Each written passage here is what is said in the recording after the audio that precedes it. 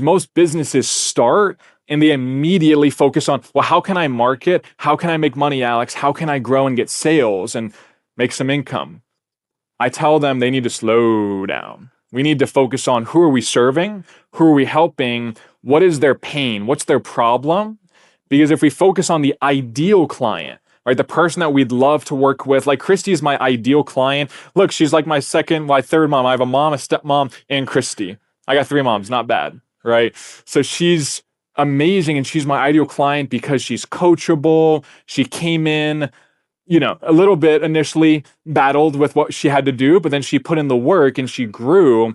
But you have to focus on who's my ideal client and what's their pain, right? If anybody needs a drink of water, it's because they're dehydrated. So then their need is getting water. So their solution is, let me get some damn water bottles, right? But it's that simple. You have to focus on Christy. The pain that people have with their finances isn't that they have to pay off their debt. Why do you want to pay off your debt? Anybody, raise your hand. Why do you want to pay off your debt? Just because, or freedom? Options? So that's the pain. Think of the pain as a lack of options. Think of the pain as a lack of freedom. So when you think of somebody's pain, then their need is to get coaching and they need help bridging the gap. And that's where then the solution is, maybe I hire Christy for a coaching call. Maybe I go to this conference. So I want you guys to write that down. Pain leads to a need.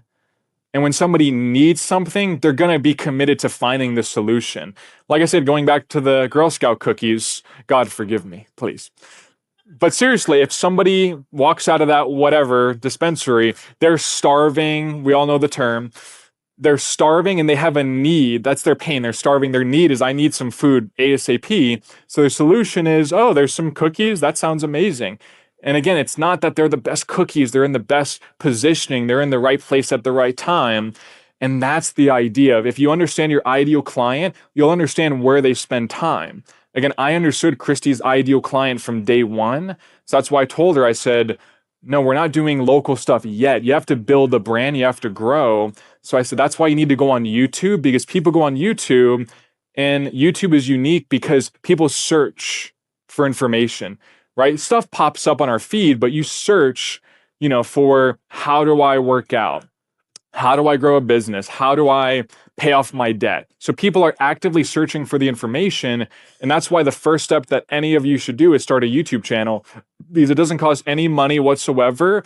It definitely takes a little, embarrassment at first, because you're holding the camera and you're like, oh, this is awkward. I don't know. And, but it takes really, again, just you against you. But anybody could launch a YouTube channel talking about mechanical stuff, cars. I have clients that talk about anything under the sun. I have clients that talk about, peptides and finances and growing a business and selling a business. So that's the key, is that you launch the channel, but you start making videos, and just start making videos. Take your phone, have your wife, have your husband shoot you. It doesn't take money. Like, that's where most people say, Alex, I don't have money to start a business. And I say, no, you lack resourcefulness. Raise your hand and say I, if that makes sense. Raise your hand and say I. Lunch is almost here, guys. We're almost there. So when you have resourcefulness, you don't need money. You'll find the way. Again, if you're committed to something, you find the solution. You find the way. So with launching a YouTube channel, you don't need anything. You just need to start doing it and give it time, because then you build your audience, right? And as you build your audience, like with Christy, her first 6 months, Vicky, it was basically nothing. She made $0 and, but she never focused on, Alex, I'm not making money. Alex, this isn't working for me. I thought it would work faster. Me. She was like, Alex, I could care less. I'm going to be making more videos. I'm going to make them better. I'm going to scale it up because I want to help people. I need to help people. People need this information, right? So when you build your audience, it's all about not how can I get viewed more. It's about how can I serve and help people. And that's, again, why you guys are here. Because you felt that from Christy, even on a phone screen or your laptop. You could feel she wants to help you. And then, of course, you're like, you know what? How can I support her business? Can I go to her event? Can I get her coaching? How do I help her? And that's how you monetize. Or you monetize a business by saying, you know what?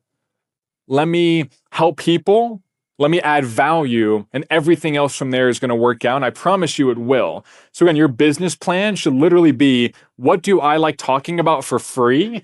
Like, what advice would I give my little niece or my aunt? And I would just love helping them with it absolutely for free. That's a sign that you should take that. Start a YouTube channel, start talking about it. It doesn't cost any money whatsoever, and just help. Don't worry about, but how is it going to make money? And how much time does it take? And I don't have the time. I always say, everybody, if I said I have the winning lottery ticket in my pocket, but you had to invest 1 hour a day into making videos and you would get it in 90 days or a year, everybody would be like, I'm going to suck it up. I'm going to do it. But people don't, because it's not a guarantee. When you start a business, when you launch a channel, it could blow up in 30 days, 300 days. I had a client that kept going for 4 years. Nothing was really happening. Now he has 2 million subscribers. Stephen Gardner, you can look him up. So a lot of people just need to reframe and say, how can I serve? Not me, and how am I going to make money? Christy never thought about the money. She thought about, how can I help people? And the money followed, because then people said, hey, Christy, I want to learn more. So she said, okay, I can coach you. And then people said, oh, I want to learn from you, but I don't want to pay that much. So she said, I'll do group coaching. And then she said, okay, let me do an in-person event. And then people said, oh, I want to go to your event, but I can't go, or I don't have the time. And that's reasonable. So she did a virtual event. Or people said, oh, Christy, your last event was in Orlando. I live more north. She said, okay, let's go to Myrtle Beach. And so that's why we're here. So when you think of how can this make money, you build the brand, you add value. People are going to be begging to give you money by saying, I love what you do for free. I wonder if I pay you, how good you're going to be, because you're amazing for free. And so I want you guys to look at this next slide about reverse engineering your income. Because again, a slide that I skipped over was, what's your dream income? Like, what's your dream life, dream house, giving, tithing, family, all legacy. How much does that cost? And you might have to do the exercise at home, but a lot of the time people are like, Alex, I just want to maximize and, get my freedom going and make what I made at my job. But if I want to live my dream life, not realistic, dream, how much would that take in income to make that happen? And most people are like, wow, I need to, my mind is so scarce. I need to 10x what I'm doing, right? And so I want you guys to look at that and break it down from, what's your target income per year? Then what is it per month? Then what is it per week? Then what is it per day? Because when you think about 250,000 a year, 500,000 a year, it's a big number. It could be 10x what you make. It could be 5x, and it can get a little scary. But when you break it down on a monthly, weekly, daily basis, you're like, I have the skills, I have the drive, I have the hunger. If they could do it, why can't I do it? Who thinks that here? Raise your hand and say, I. If this guy does it, if Christy does it, if everybody on the stage has taken that leap of faith and done something different without all of the answers, they took a leap of faith, why can't I do it? But you have to, again, map it out, because some people start a business and they get in the car and they drive and they don't have a destination, right? Imagine if you were going in the car saying, hey, kids, we're going to go to Disney, and you just drove. It's like, are you going to go to Disneyland all the way out west? Or are you going to go to Disney World only 5 hours from here, 10 hours from here? So when you get in the car, you start a business, you have to map out, what's the target? What's specifically, where do I want to grow? Because then let's say you want to make $500,000 a year, it's not going to be easy.